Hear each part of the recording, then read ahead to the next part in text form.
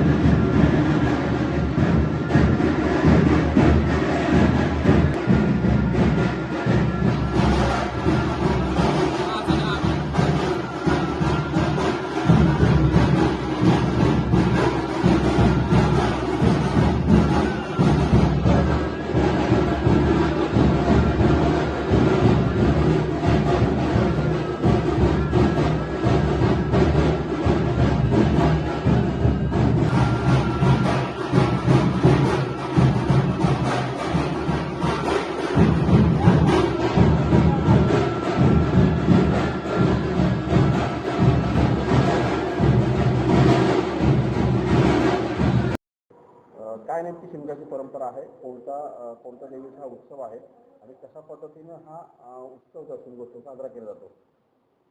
नमस्कार.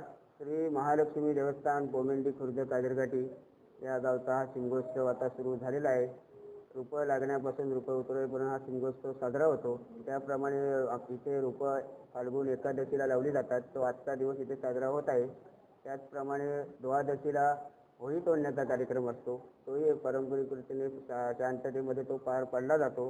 यावर्षी प्रतिवर्षीप्रमाणे रत्नागिरीत होळी तोडण्याचा कार्यक्रम आहे. आणि तसंच त्रयोदशीला येथे शिमगोत्सव साजरा होतो. होळी उभी राहते, पालखी नाचवण्याचा कार्यक्रम होतो आणि तिथे सर्व भक्तगण येतात, बाहेर गावून येतात, सगळे मानकरी येतात, सगळे माहेरवासीन येतात, त्यांचे गारगाराणे तिथे घातले जातात आणि सर्वांच्या मनोकामना परिपूर्ण सांगून तो शिमगोत्सव पार पडतो. त्यानंतर ठरल्याप्रमाणे दिवसांच्या ही पालखी महालक्ष्मी महाकाली व्याघ्रांबर या पालखीमध्ये विराजमान असतात. त्या गावभेटीला जातात, सर्वांच्या गावी भेटी होतात आणि अमावस्येच्या आधी तिथे रोपं उतरल्याचा कार्यक्रम पार पडतो.